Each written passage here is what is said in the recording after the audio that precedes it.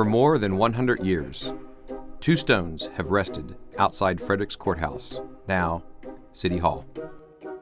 Why are they here? How did they get here? What is their purpose? Decoration? Commemoration? Or something much more? Why would they call them North Magnetic and South Magnetic if they didn't have some prior meaning? The two 6-inch stone pillars with a centered metal rod stand 150.76 feet from each other in a true north-south alignment, also known as a meridian. Together, the stones are central both to Frederick County and the city of Frederick. These are the City of Frederick's Meridian Stones. What are the Meridian Stones, and what is their purpose? It all began with the early survey of the city's original boundaries, streets, and squares. Surveying methods have gone through significant changes over the centuries. In the city of Frederick, two men led the charge in setting the lines for Fredericktown. The first mayor, Lawrence Bringle, was a land surveyor, and Thomas Woodrow, the county surveyor, were both involved in laying out the original layout of the town, which was then described as squares. In the squares, that's how Washington, D.C. is laid out, and was a British method of laying out townships, was in squares. Then the lots were created as smaller pieces within the squares, and so they were involved in laying out the basic structure of the town back in 1820.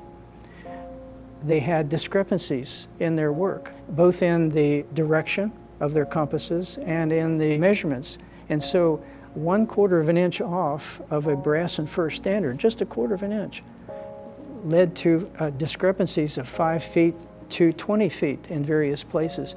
And these two guys were trying to find out why. True north is the direction of any meridian of longitude, which runs through the north and south poles. Why is this significant? In surveying, establishing true north helped to ensure that all land surveyors' compasses would read the same, and a standard for angular measurements. Their early research helped others to understand why meridian calibration baseline had to be established. The information that surveyors use to recreate the property boundaries and other types of utilities and construction don't always match what was previously recorded. So it's necessary to have a uniform method of measurement to be able to be sure that everybody is doing things the same way.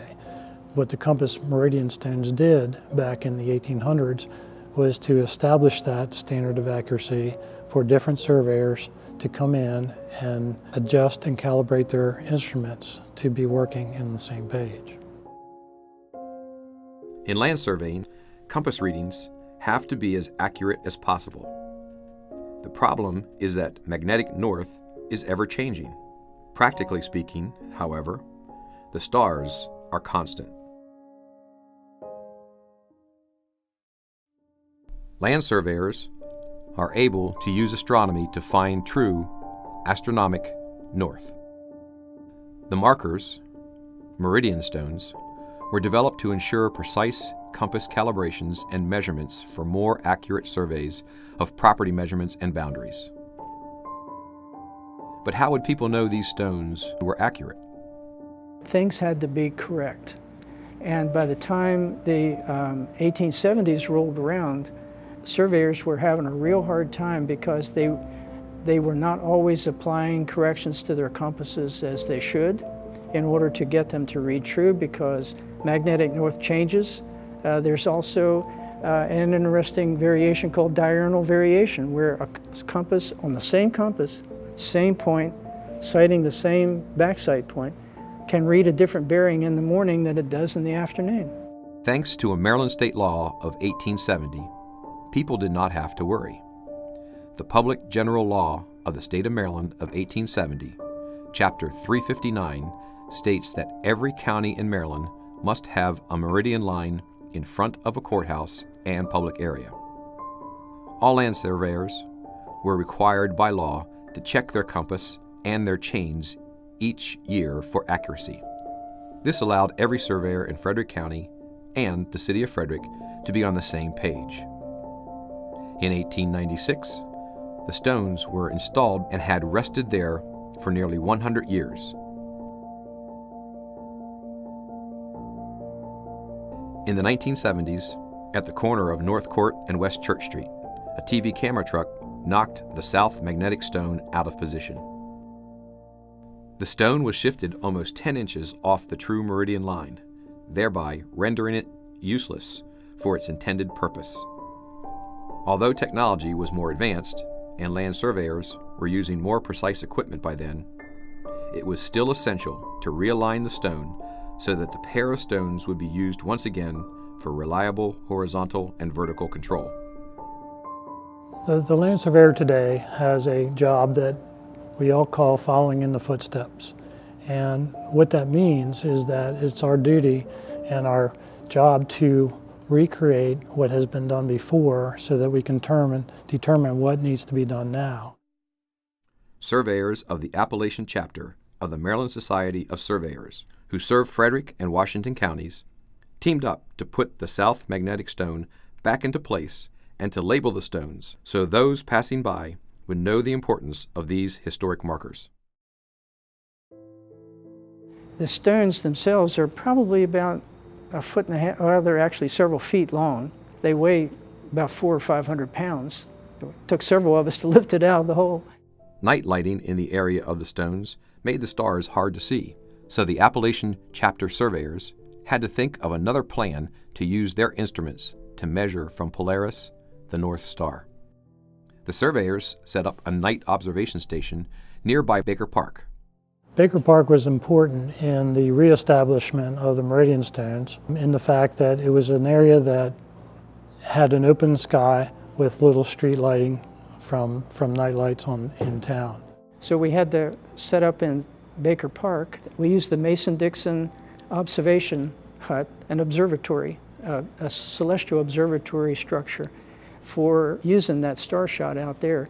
We sighted Polaris through the hole in the roof and made our computations from that, turned an angle out there, and then transferred that elevation or the orientation up to the North Magnetic and South Magnetic. And then we were able to see how much we had to move that thing to get it back onto the true north line where it originally had been.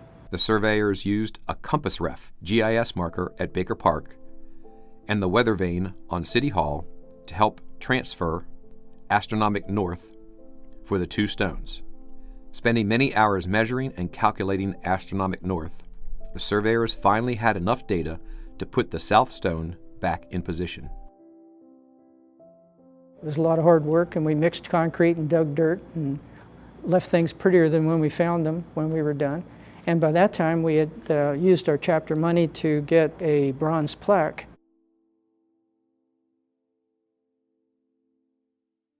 Often forgotten and once nearly destroyed, these unique stones unlock the secrets to the first layout of the city of Frederick. What the stones, in my opinion, are a physical historical representation still in the ground of a standard of accuracy that was needed at the time of the surveys being done in the city of Frederick. And those stones established a standard of care that surveyors were responsible for the health, care, and well-being of the general public. Every professional land surveyor today still has that same duty and responsibility for the standard of care for the health, welfare, and well-being of the general public. I think that the stones remind us that we need to live our lives according to a standard. They are the first geographic information system monuments in Frederick County. They continue to sit outside of our city hall and serve the public, reminding us of our need to measure our lives according to a standard.